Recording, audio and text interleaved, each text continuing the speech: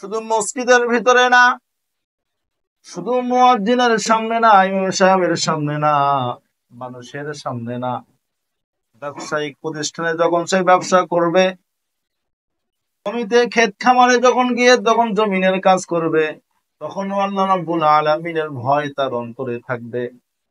এরকম ভাবে যে যেই কাজ করি না কেন আমরা, প্রত্যেকটা কাজের সময় আমাদের অন্তরে আল্লাহর ভয় থাকবে। এটা হচ্ছে সরল কথা, সহজ কথা। অত পেঁচাবেচি না করে সহজ কথা হলো, তাকওয়াবান তাকেই বলে যার ভিতর আল্লাহর ভয় আছে। যার ভিতর কি আছে? আল্লাহর ভয়টা ঢুকে গেছে। আল্লাহ রাব্বুল আলামিন একটি মাস আমাদেরকে দিলেন শুধুমাত্র তাকওয়া অর্জনের জন্য। আপনারা দেখে দেখবেন যখন কোন ছাত্র বই পড়ে, বইয়ের ভিতরে মাঝে মাঝে অনুশীলনী থাকে, এক্সারসাইজ থাকে। কথা বলেন ঠিক কিনা? আছে না? কয়েকটা গদ্য পর অথবা একটা গদ্য পড়ার পরে দেখবেন এক্সারসাইজ দেওয়া থাকে, অনুশীলনী দেওয়া থাকে। কারণ তুমি এখানে যা কিছু শিখলা, তোমার মনে আছে কিনা তুমি আবার কি করো? অনুশীলন করো, যাতে পরীক্ষার হলে গিয়ে আর কোনো সমস্যা তোমার না হয়। তো আল্লাহ রাব্বুল আলামিন আমাদের একটি মাস দিয়েছিলেন অনুশীলন করার জন্য, যে বান্দা তুমি তাকওয়ার অনুশীলন করো। দেখেন রমজানের বাহিরে খাওয়া দাওয়া হালাল ছিল। কথা বলেন ঠিক কিনা? কথা বলেন ঠিক কিনা? খাওয়া দাওয়া হালাল, খাবার দাওয়া রমজানের বাইরে হালাল ছিল। যখন রমজানের চাঁদ উদিত হয়ে যায়, সাথে সাথে হালাল জিনিসগুলা ও খাওয়া হারাম হয়ে যায়। কথা বলেন ঠিক কিনা? আপনি রমজানের আগে খাইছেন, পেট পুরে খাইছেন, গোস্ত মাছ সবকিছু খাইলেন, কিন্তু চাঁদ উদিত হওয়ার সাথে সাথে দিনের বেলায় ওই হালাল জিনিসটাও খাওয়াও কি হারাম। এটা কেন হারাম? এটা তো হালাল ছিল। হারাম জিনিসও হারাম, আবার হালাল জিনিসও হারাম। এটা এই কারণে বান্দার উপর বলে দেওয়া হয় যে বান্দা, রমজান যখন শেষ হবে তখন তোমার দ্বারা যেন হারাম কোনো কাজ না হয়। হারাম কোনো কাজ যাতে তোমার দ্বারা সংগঠিত। এই জন্য হারাম তো তুমি ওর থেকে বাঁচবাই, বরং আমি আল্লাহ তোমাকে প্র্যাকটিস করে নিলাম যে হালালটাও হারাম করে দিয়ে তোমাকে আমি অনুশীলন করে নিলাম, তৈরি করে নিলাম। বলেন না সুবহানাল্লাহ। এখন আমরা নিজেরা একটু চিন্তা ফিকির করি। আমি নিজে নিজেকে প্রশ্ন করি, একটি মাস চলে যাচ্ছে, রমজান আসতে দেরি হয়, রমজান কিন্তু যাইতে দেরি হয় না। কথা বলেন ঠিক কিনা? রমজান তো শেষ, আমরা ঈদের আনন্দ করব। ঈদের দিন থেকেই আমাদের খাওয়া পিনা শুরু হয়ে যাবে, আমাদের আনন্দ শেষ থাকবে না। কিন্তু আপনার বাবা, আপনার দাদা, আপনার দাদি যারা কবরে শুয়ে আছেন, তাদের এই রমজান শেষ হচ্ছে, তাদের আত্মচিৎকার দিন দিন বাড়তেছে। কথা বলেন ঠিক কিনা?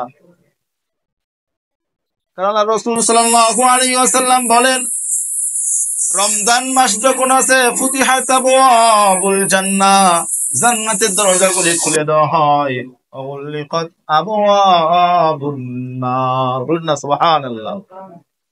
আল্লাহ রাব্বুল আলামিন রমজানের সম্মানার্থে, এই রমজানকে উদ্দেশ্য করে আল্লাহ রাব্বুল আলামিন জান্নাতের দরজাগুলি খুলে দেন, জান্নাতকে সুসজ্জিত করেন রোজাদারদের জন্য।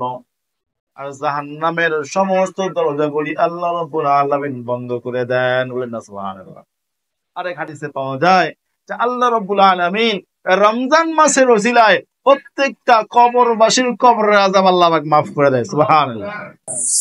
এই জন্য কবরবাসীরা চিন্তা করে, হায় হায় রমজান তো শেষ, আবার তো আমাদের আযাব শুরু হয়ে যাবে। আমরা যারা জীবিত আছি, আমরা রমজান শেষে মনে করতেছি, আনন্দ হচ্ছে আমাদের, বাড়তেছে যে আমরা দিনের বেলা খাইতে পারবো।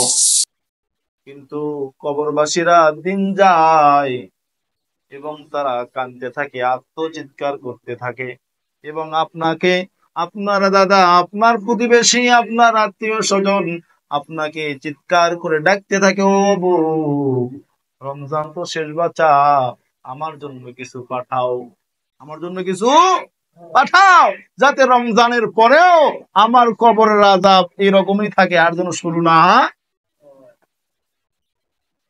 এখন তাদের জন্য তো পাঠাবো দূরের কথা, আমরা আজও পর্যন্ত 5 ওয়াক্ত নামাজ আমার মনে হয় এখনো সবার কন্টিনিউ হয়নি। কথা বলেন ঠিক কিনা?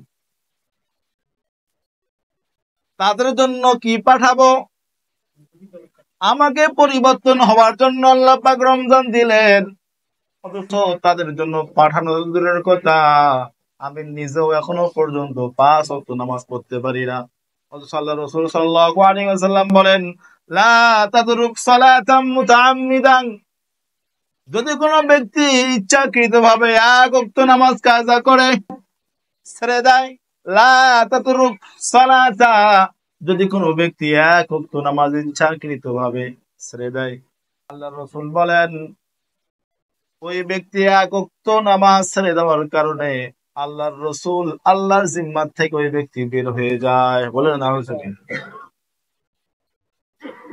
যে ব্যক্তি নামাজ ছেড়ে দেয় 1 ওয়াক্ত ইচ্ছাকৃতভাবে, রাসূলের হাদিস, ওই ব্যক্তি রাসূল এবং আল্লাহর রাসূলের জিম্মাত থেকে বের হয়ে যায়। জিম্মা মানে দায়িত্ব। জিম্মা মানে কি? আল্লাহ পাকের নিগরানির ভিতরে আমরা আছি, আল্লাহ পাক আমাদের দেখভাল করেন। কিন্তু যখন কোনো ব্যক্তি নামাজ ছেড়ে দেয়, ওই ব্যক্তি আল্লাহর রহমতের দেখভাল থেকে বের হয়ে যায়। বলে নাউজুবিল্লাহ। এই নামাজের ব্যাপারে আরো অনেক হাদিস রয়েছে। আল্লাহ রাসূল বলেন, আস-সালাতু ইমাদুদ্দিন, এই নামাজ হচ্ছে দ্বীনের খুঁটি। বলেন না সুবহানাল্লাহ। যে ব্যক্তি এই খুঁটিকে ধ্বংস করলো, আল্লাহ রাসূল সাল্লাল্লাহু আলাইহি ওয়াসাল্লাম বলেন ওই ব্যক্তি যেন তার দ্বীনকেই ধ্বংস করে ফেললো। বলে নাউজুবিল্লাহ। তাহলে আমার কথা বলার উদ্দেশ্য হলো আজকে যে ভাই, রমজান শেষ হচ্ছে, আমাদের পরিবর্তনটা হতে হবে। পরিবর্তন না হলে আমাদের কপাল পোড়া। এটা আমার কথা নয়, আল্লাহ রাসূল সাল্লাল্লাহু আলাইহি ওয়াসাল্লাম বলেন, ইন্না জিবরাইল আলাইহিস সালাতু ওয়াস সালাম ফাকালা লি বাউদা মান নাদরাকা রমাদান। আল্লাহ রাসূল সাল্লাল্লাহু আলাইহি ওয়াসাল্লাম বলেন, জিবরাইল আলাইহিস সালাম আমার কাছে এসে আমাকে বললেন, ইয়া রাসূলুল্লাহ, যে ব্যক্তি রমজান মাস পেল, ফালাম ইগফার লাহু, কিন্তু যে ব্যক্তি তার রমজান মাস পাওয়ার পরও গুনাহগুলি মাফ করাইতে পারলো না, পাপ রাশিগুলি ক্ষমা করাইতে পারলো না, আল্লাহ রাসূল সাল্লাল্লাহু আলাইহি ওয়াসাল্লাম বলেন, হে নবী, সেই ব্যক্তি ধ্বংস হোক। আল্লাহ রাসূল বলেন, কুলতু আমিন। আল্লাহ রাসূল বলেন আমিন। আল্লাহ রাসূল কি বললেন? নাউজুবিল্লাহ বলেন না। এটা কেমন আমিন দেখেন। শুধুমাত্র যদি জিবরাইল আলাইহিস সালাম আমিন বলতো, তাহলেই তো আমাদের জন্য ধ্বংস অনিবার্য। কথা বলেন ঠিক কিনা? সেখানে আবার আল্লাহর রাসূল সাল্লাল্লাহু আলাইহি ওয়াসাল্লাম আমিন বলে সিল সাপ্পর মারিয়ে দিলেন যে ওই ব্যক্তি ধ্বংসের হাত থেকে আর বাঁচার কোনো উপায় জন্য। ভাই, জুমাতুল বিদা, জুমাতুল বিদা, আজকে জুম্মা শেষ, রমজান মাসের জুম্মা আজকে। নিজেদের গুনাহগুলি আমরা মাফ করাই নি। নিজেদের গুনাহগুলো কি করে নেই? মাফ করে নেই। আল্লাহ পাক দয়ালু। আল্লাহ পাক কি? দয়ালু। আল্লাহ রাব্বুল আলামিন বলেন, ওয়া ইযা সালাকা ইবাদি আন্নী ফাইন্নী করিব। আল্লাহ রাব্বুল আলামিন বলেন, ও আমার নবী, আপনাকে যদি আমার সম্পর্কে বা আমার বান্দারা জিজ্ঞেস করে, আপনি বলে দেন আমি তাদের নিকটেই আছি। বলেন না সুবহানাল্লাহ। ফাইন্নী করিব, আপনি বলেন আমার বান্দাদেরকে যে আমি তাদের নিকটেই আছি। সুবহানাল্লাহ বলেন না। উজিবু দাওয়াতাদ দান ইযা দান, যখন কোন বান্দা আমি আল্লাহ রাব্বুল আলামিনকে রব বলে ডাকে, আমি আল্লাহ রাব্বুল আলামিন তার ডাকে সাড়া দেই। সুবহানাল্লাহ। তাহলে আপনি যদি মাফ চান, আল্লাহ পাক কি করে দিবেন? মাফ করে দিবেন। সুবহানাল্লাহ বলেন না। আরেকটি বিষয় না বললেই নয়, মাফ পাওয়ার আরো সুযোগ আছে। সুযোগ আছে। যারা এখনো আমরা এই কয়টা দিন গেল আমরা এখনো ভুলের ভিতরে আছি, আমরা এখনো পরিবর্তন হওয়ার সুযোগ আমাদের আল্লাহ পাক রাখছে। সেটা হলো কি? সবে কদর কিন্তু শেষ হয়নি। আমি এর আগের জুম্মায় বলেছিলাম 27 তারিখ যাওয়া মানে এটা সবে লাইলাতুল কদর কি না? শেষ না, এটা নির্দিষ্ট না। আল্লাহ রাসূলের হাদিস, শেষ দশকের বেজর রাত্রি তালাশ করো। তো 27 একটা বেজর রাত্রি, এই দিনে যে চলে গেছে এমনটা নয়, সামনে আমাদের আরো বিজোর রাত্রি আছে, সে রাত্রিতেও আমরা ট্রাই করতে পারি।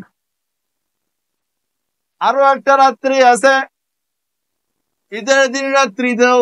ঈদের দিন রাত্রিটাও হচ্ছে আল্লাহ পাকের কাছে মকবুলাত রাত্রি। ঈদের দিন রাত্রিতেও যদি কোনো বান্দা তার গুনার জন্য ক্ষমা চায়, আল্লাহ রাব্বুল আলামিন তার গুনাহগুলোও ক্ষমা করে দিবেন। যা চাবেন আল্লাহ পাক সব মাফ করে দিবেন। আরে দুনিয়ার জীবনে আপনার বড় ভাই হোক, এমনকি আপনার পিতাও যদি হয়, একবার নয়, দুইবার নয়, তিনবারও যদি আপনি বাবার কাছে একটি টাকা চান, কিছু টাকা যদি চান, বাপ বলে বারবার ঘ্যান ঘ্যান করিস না। কথা বলেন ঠিক কিনা? কি কথা ঠিক আছে কিনা?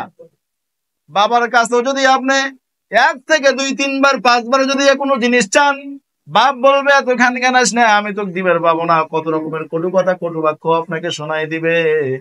কিন্তু আপনার দয়ার আল্লাহ, এত দয়ার আল্লাহ, আল্লাহর কাছে যত চাবেন আল্লাহ পাক তত খুশি হয়। সুবহানাল্লাহ। আল্লাহ রাসূল আরো বলেন, যেই ব্যক্তি আল্লাহ রাব্বুল আলামিনের কাছে চায় না, আল্লাহ রাব্বুল আলামিন তার উপর রাগান্বিত হন। সুবহানাল্লাহ বলেন। তাহলে আল্লাহ পাকের কাছে আমরা মাফ চাবো কিনা বলেন? কোনো মাধ্যম লাগবে? আজকে কিন্তু আয়াত শুনে দিছে আপনাদেরকে, ওয়াইদা সাআলাকা ইবাদি, ইবাদি মানে আমার বান্দা। আল্লাহ পাক বলেন ওয়াইদা, যখন সাআলাকা আপনাকে প্রশ্ন করবে, ইবাদি আমার বান্দারা, ফাইন্নী করিব আপনি বলে দেন আমি নিকটে আছি। সুবহানাল্লাহ বলেন। কোনো পিশাব লাগবে? ইমাম সাহেব লাগবে? কিচ্ছু লাগবে না। আপনার রব আপনার সাথে আছে। আপনি আল্লাহর কাছে চান, আল্লাহ অনেক তো গুনাহ করেছি, আমাকে মাফ করে দেন। আল্লাহ রাব্বুল আলামিন 19 নম্বর পড়ার 5 নম্বর পৃষ্ঠা আল্লাহ পাক বলেন, ইল্লা মান তাবা ওয়া আমানা ওয়া আমিলা আমালান সালিহা ফাউলাইকা ইউবাদদিলুল্লাহু সাইয়্যাতিহিম হাসানাত। সুবহানাল্লাহ। আল্লাহ রাব্বুল আলামিন বলেন, যখন কোন পাপী আমার কাছে তওবা করে, ইল্লা মান তাব ওয়া আমানা এবং ঈমান আনে, ওয়া আমিলা আমালান সালিহা ঈমান আনার পরে সৎ কর্মগুলি করে, সৎ কাজগুলি করে, আর কোন গুনাহ করে না, গুনাহ থেকে ফিরে আসে আর গুনাহে ফিরে যায় না, ভালো কাজ করতে থাকে, আল্লাহ রাব্বুল আলামিন বলেন ফাউলাইকা ইউবাদদিলুল্লাহু সাইয়্যাতিহিম হাসানাত। আল্লাহ রাব্বুল আলামিন তার সমস্ত গুনাহগুলি সওয়াবের দ্বারাই পরিবর্তন করে দেয়। সুবহানাল্লাহ। টেনশন আছে? খালি চাইতে দেরি, মাপ চাবেন, মাপ চাবেন, আল্লাহ পাক আপনার গুনাহগুলি ভালো দ্বারা পরিবর্তন করে দিন। সুবহানাল্লাহ। এখানে যে হাদিসটা আমি বলেছিলাম যে এই 3 ব্যক্তির জন্য ধ্বংস অনিবার্য, আল্লাহ রাসূল আমিন বলছেন। আল্লাহ রাসূলও আমিন বলছেন। হাদিসটার ব্যাপারে এরকম যে যখন আল্লাহ রাসূল এই মেম্বারের প্রথম সিঁড়িতে পা দিচ্ছেন তখন বলছেন আমিন, দ্বিতীয় সিঁড়িতে পা দিচ্ছেন তখন বলছেন কি আমিন, আবার তৃতীয়তে যখন পা দিচ্ছেন তখন বলছেন আমিন। তখন সাহাবারা জিজ্ঞেস করছে, ইয়া রাসূলুল্লাহ এটা কেমন ঘটনা, এরকম তো দেখি নাই, আজকে এরকম করলেন কেন?